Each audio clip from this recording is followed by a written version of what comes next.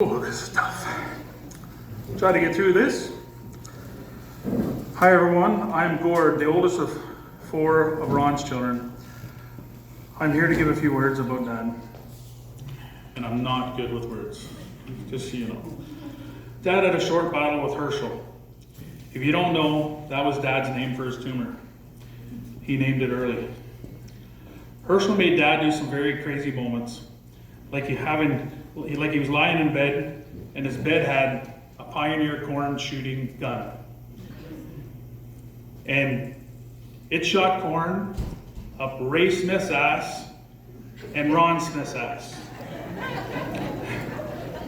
He knew it'd be well fertilized, and good luck, Ron and Ray, with the harvest. Hopefully Ron's old gleaner can handle the job.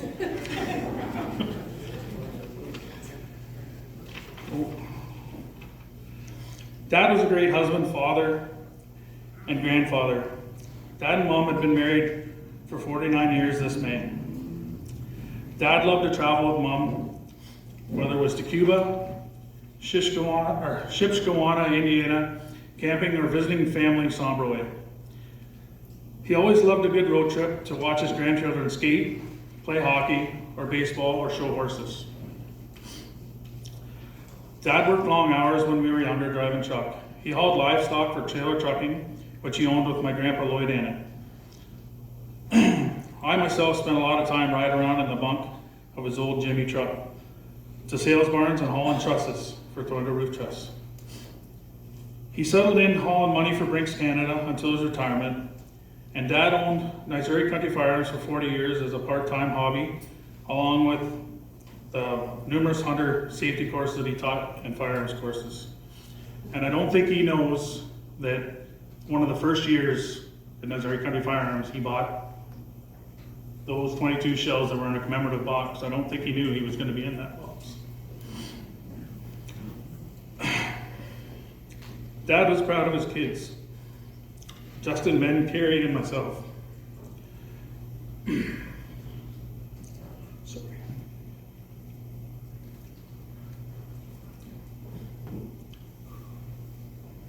Dad loved traveling to watch Justin show horses and see his new babies at the McLaughlin farms. He loved Justin's updates. Dad always loved how Ben hunted. He was proud of Ben's hunting accomplishments. In the hospital, he actually told one nurse, detail for detail, of how Ben shot his first deer.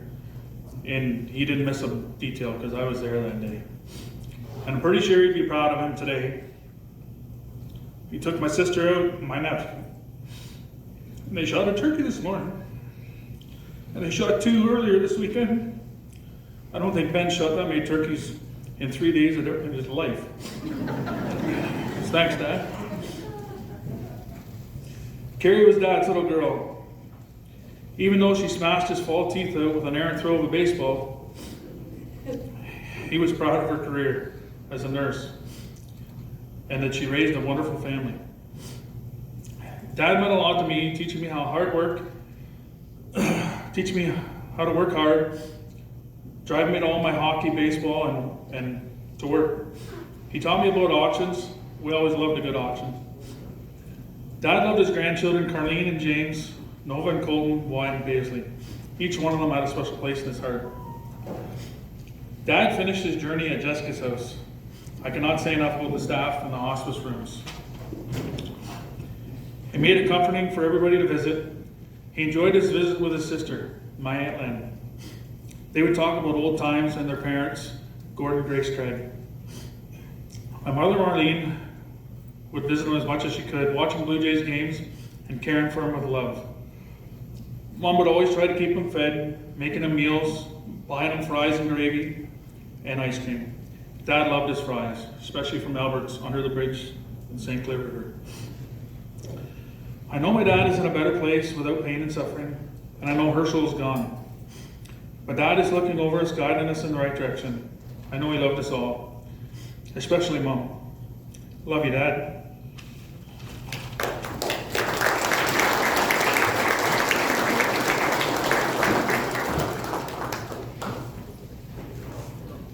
Sorry, I didn't introduce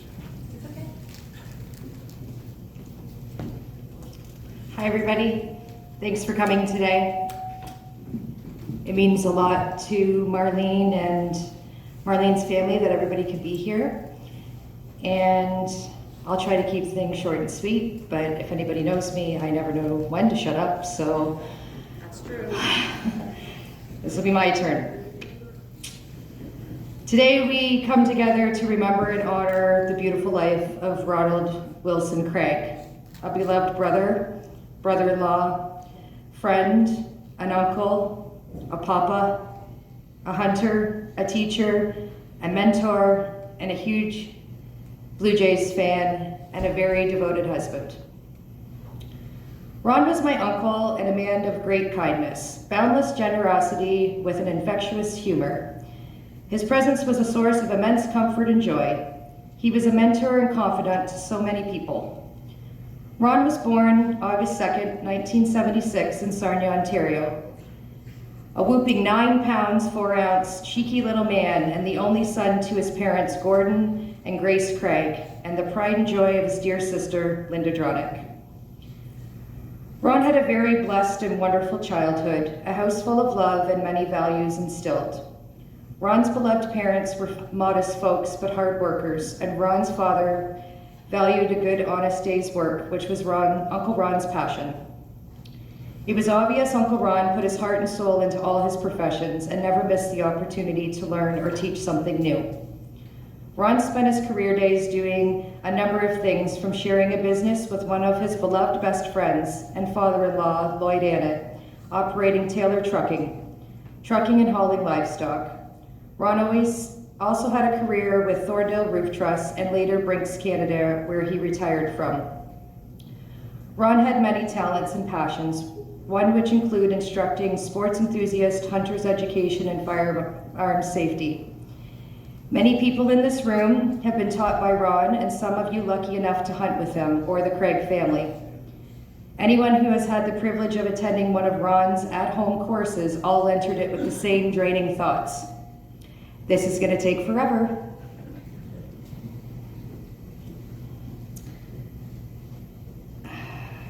As Ron was never in a rush, but once exiting the course, all the students were ready to shop for new gear at Ron's shop, Nizuri Country Firearms, or secretly hoping for an invite to the field with the man himself. Ron has shared his passion for hunting down the Craig family tree to his own children and the grandchildren, reminding them you can't shoot a deer if the deer are chasing you, and you can't text a turkey. Ron has a lot of great hunts and not so great hunts, and many trips to the bush just to socialize and ride the mule, watching the kids enjoy the thrill of the game and spending time hanging and butchering. Memories the family and friends will cherish forever, and the Craig family will carry down for many generations. A few of Ron's special friends have also accompanied Ron to the field or hunt camps. Both Raymond Smith and beloved friend Alvin Havis could tell stories for days about what happens on these memorable hunts, but what happens in the bush stays in the bush. Uncle Ron loved socializing with people. He was a selfless man and touched so many lives. He was attentive and listened and offered solutions if you had a problem. He was remarkably kind-hearted and a man anyone could count on. Ron had an infectious smile that could light up a room and a great sense of humor, never a dull moment. He can make anyone laugh with his wittiness and quick jokes, teasing or pulling your leg. Uncle Ron had a very unique wardrobe, and a few of his favorite things included blaze orange, anything camouflage.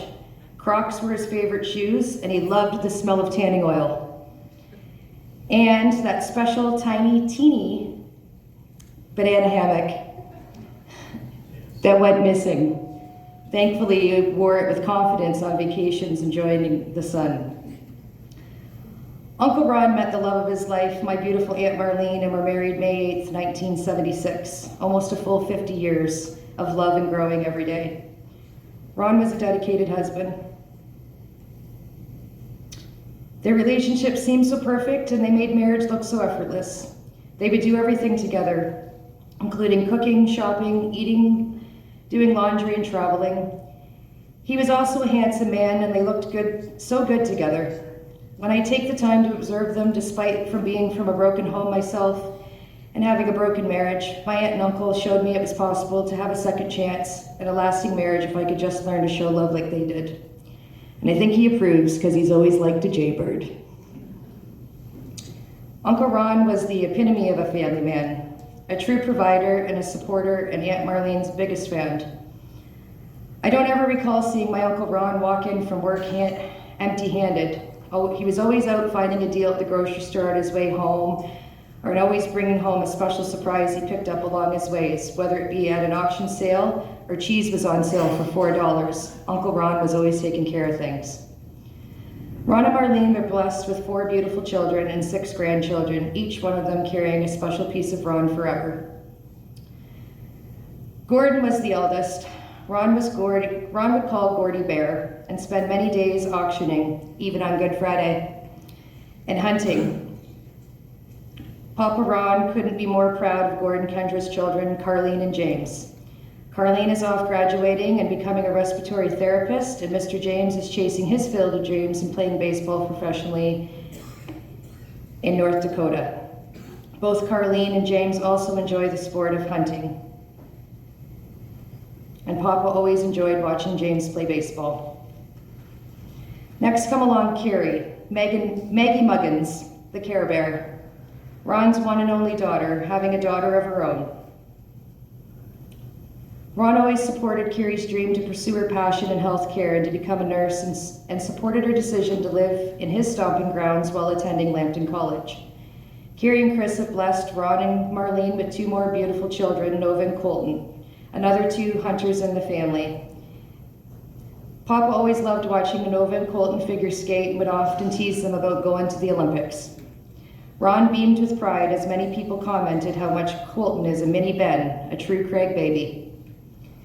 Carrie spent many mat days having play dates with Papa Ron. Although a giant, Ron had a gentleness about him and could always calm a colicky Nova May. When Carrie needed a break and Papa needed a nap, Ron could always put a baby to sleep like a whisperer.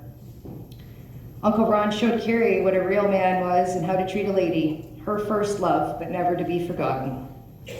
Carrie recalls those tender memories of her first love, lifting her into the truck for rides to pick up livestock, and the way that he would take her little hand and overlap it on hers to teach her how to shift the gears. It didn't help too much though. All of Ron's kids, including my Grandpa Lloyd, have all backed into that infamous tree on the front yard that now has a big spray painted freckle. Colton has also developed a love for gears and fixing things, and it was always a big help when it was time to put all the Christmas lights up with Papa. And then there's Freddie, as Uncle Ron would call him, Ben. Ben entered the family in March of 1981. You know, there was a television commercial years ago, if you just stop cooking with cheese. This may have been the reason Ben couldn't leave the nest too soon. Ben and Ron had an impeccable bond, spending a lot of time together hunting and operating firearms shop and sharing their love for auction sales and hunting dogs. Ben hasn't had any children of his own, but he's finally left the nest, and he shares his life with Patricia and their fur baby, Teeter, in Stratford. Last but not least is baby Justin, born in 1986, Russell Duck. From an early age, Justin shared his dad's love for farming and animals and Grandpa Lloyd's love for horses. Justin recalls many memories of spending time with Ron's beloved friend Delmer, Houston, the Houston Solution, riding horses and enjoying time at the barn and playing with the mules, spending time with cousins, swimming at their family pool, and getting up to no good. Although Uncle Ron had a few gray hairs with Justin's shenanigans, he always supported Justin's dreams, and some of his favorite times was when he'd bring a pup friend home like Bud Dog or Rip to sneak some stable scraps or sit on his lap. Justin has also blessed Ron with a son, and if you look at some of Ron's childhood pictures from today, little Wyatt carries a lot of Papa Ron's genes, and we're so grateful for Wyatt's mom for always being a part of our family and sharing your cute little Lady Paisley with us. Papa always enjoyed seeing the kids, all of the kids, my siblings and cousins, and his niece and beloved nephew BJ as well. When Uncle Ron wasn't busy working, he loved spending time with hobbies. He loved a good antique tractor, an auction sale, fixing a piece of junk, selling it to make a buck. He loved trim-clad paint, gardening, and grass cutting with Marlene. He loved going on camping trips, raising hunting dogs and livestock, bee farming with Gordy, birthday parties for the kids, gun shows and sales, and tanning on the deck. He also loved exploring the world and traveling. He loved traveling to Bill and Lynn's cottage in Tobermory or spending time at their home. He loved trips to Sombre or Petrolia to visit Marlene's family, day tripping to Albert's for fries under the bridge, as they were his absolute favorite. He loved going to Blue Jay games and taking shopping sprees with Aunt Mavis and Uncle Reg. Ron loved spending vacations all over Cuba with Marlene, sometimes with friends, sometimes alone, sharing time alone, enjoying rum, and dancing like a big kahuna in that teeny tiny Speedo. I had to check it out for myself, and Ron's absolutely right. There's 3 best things in Cuba: the beach, the rum, and the people. Ron embraced life and everything he did. Ron was a man with endless passion for everything he did, and he had a wonderful life. Ron's short battle of cancer wasn't easy on any of us, and although it was tough on everyone, Ron still made all his visitors crack a smile. And although we all hated his new friend Herschel, he found a way to make light of a situation. Ron was worried each day about his love, Marlene, and we would all remind him of how much support she had each day in moving forward. Ron never wanted a room full of tears. He wasn't like that, even on my worst days. He'd always tell you everything was gonna be all right, and it's gonna. Ron will rest in the most beautiful peace amongst all the greatest people who he once has said, until we meet again.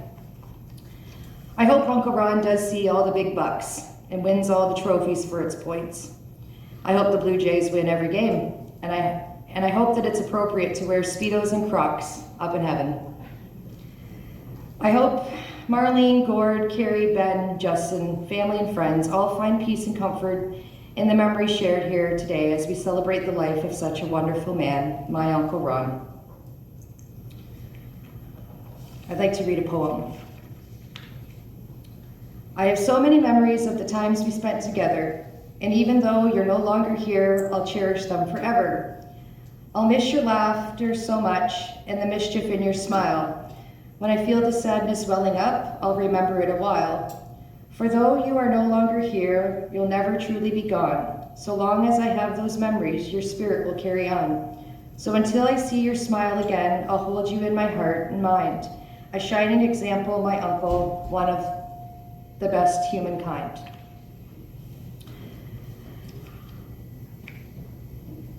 I would like to ask everybody today to find a piece of your heart to leave a memorial donation to the Jessica House of Exeter.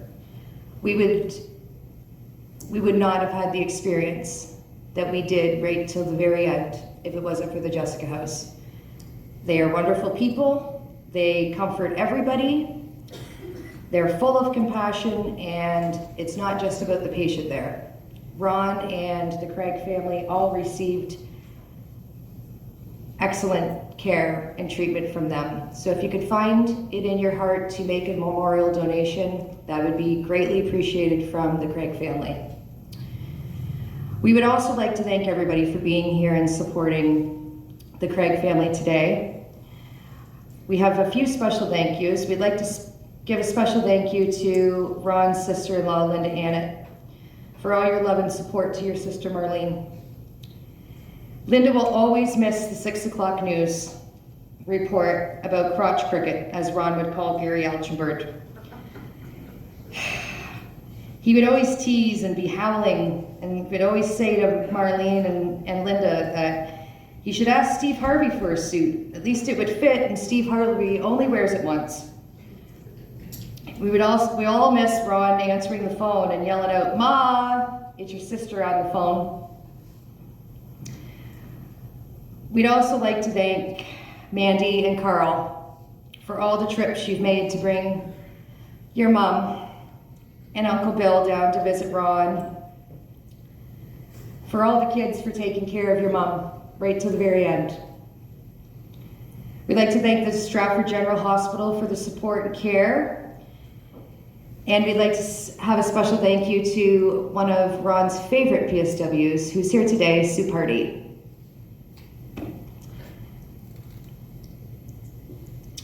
We'd also like to say thank you to the catering company for providing the meal that we're going to have today, and for everybody for putting their hard work into getting this day to be as special as it is. That's all I have to say today. Thank you for all coming.